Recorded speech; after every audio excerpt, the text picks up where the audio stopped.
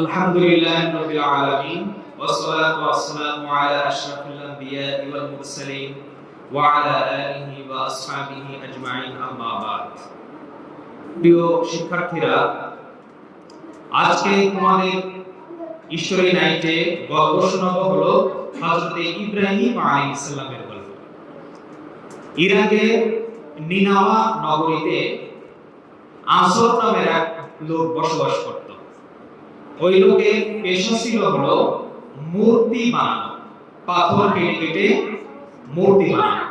তিনি মূর্তি বানাতেন এবং বাজারে নিয়ে কি করতেন? বিক্রি করতেন। এভাবে মূর্তি বানাতেন আর বাজারে বিক্রয় করতেন। এভাবে তার জীবিকা নির্বাহ করতেন। তার পুত্রের নাম ছিল ইব্রাহিম। ইব্রাহিম তার পিতার যে ব্যবসা, মূর্তি বানানো এবং বিক্রি করা, এই ব্যবসার কাজে তাকে সহযোগিতা করত। তো হযরত ইব্রাহিম যখন দেখলেন যে তার বাবা মূর্তি বানায়, বাজারে বিক্রি করে, আবার ওই মূর্তির পূজা করে, হযরত ইব্রাহিম দেখলেন যে তার বাবা মূর্তির সামনে বিভিন্ন রকম খাবার রাখত, বিভিন্ন রকম ফল ফলাদি রাখত, কিন্তু এই জড়মূর্তি সেই ফল ফলাদি খেতে পারত না। তার গায়ে মাছি পড়তো, ফল ফলাদি রেখে দিত, পাশের থেকে ইঁদুর এসে সব খাবারগুলো কি করে নিত, খেয়ে নিত। তো হযরত ইব্রাহিম আলাইহিস সালাম দেখলেন যে এটা আবার কেমন মাবুদ, যে মাবুদের সামনে খানা রাখলে সে খাইতে পারে না, তার গায়ে মাছি পড়ে অথচ তাড়াইতে পারে না, তার খাবারগুলো ইঁদুর এসে খেয়ে যায়। এ আবার কেমন মাবুদ, এ আবার কেমন খোদা? তো হযরত ইব্রাহিম আলাইহিস সালাম তার বাবাকে সম্বোধন করে বললেন, ওয়া ইসকালা ইব্রাহিম লি আবিহি আযরা আতাত্তাখিযু আসনামান আলিহা ইন্নী আরাকা ওয়া কওমাকা ফি দালালিন মুবিন। যে আব্বাজান, যে আপনি এবং আপনার কওম যে মূর্তি পূজায় লিপ্ত আছেন, তো আমি তো দেখতেছি আপনি এবং আপনার কওম স্পষ্টভাবে একটা গুনাহের মধ্যে আছে। কারণ আপনারা যাকে খোদা মনে করে পূজা করেন, আসলে সে কারো ভালো করতে পারে না, কারো মঙ্গলও করতে পারে না, কারো কোনো ক্ষতিও করতে পারে না, কারো কোনো ফায়দাও পৌঁছাইতে পারে না। একটা জড় বস্তুর পূজা আপনি করেন।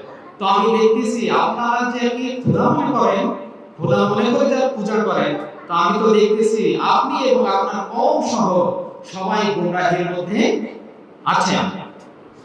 তেরো একটা জড় বস্তু কিভাবে উপাস্য হতে পারে, কিভাবে তার পূজা করা যেতে পারে? হযরত ইব্রাহিম আলাইহিস সালাম পরেশান যে আসলে প্রকৃত খোদা কে।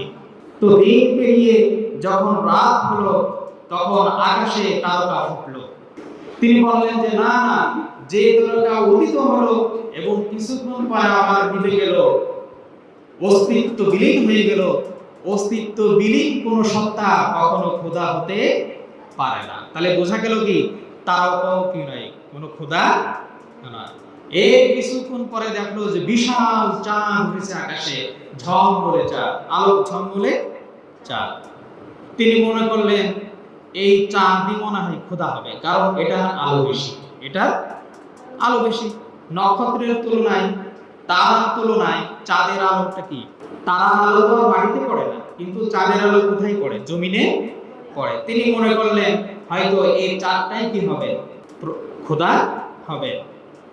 তো কিছুক্ষণ পরে দেখা গেল যে পশ্চিম আকাশে যেতে যেতে এক সময় চাঁদের আলো কি গেল, নিভে গেল। তিনি মনে করলেন যে এটাও কি নয়, খোদা নয়। এভাবে রাত পেরিয়ে যখন ভোরের আলো ফুটলো, পূর্ব গগন জুড়ে যখন বিশাল আলো নিয়ে সূর্য উঠলো, তখন তিনি মনে করলেন হয়তো এই সূর্যটাই কি হবে, খোদা হবে। তো এক সময় দেখা গেল দিন পেরিয়ে আস্তে আস্তে আস্তে আস্তে পশ্চিম আকাশে যে ওই পশ্চিম আকাশে যে সূর্য কি গেল, ডুবে গেল। এখন তিনি ভাবলেন যে হাই হাই, এটাও কি নয়, খোদা নয়। কারণ খোদা যিনি হবেন তিনি কখনো কি যান না, অস্তম্ভিত পান না। তারকা এটাও একসময় আলো দিল, আবার ডুবে গেল। চাঁদ আকাশে উঠলো, আলো ছড়ালো, কিছুক্ষণ পর আবার বিলীন হয়ে গেল।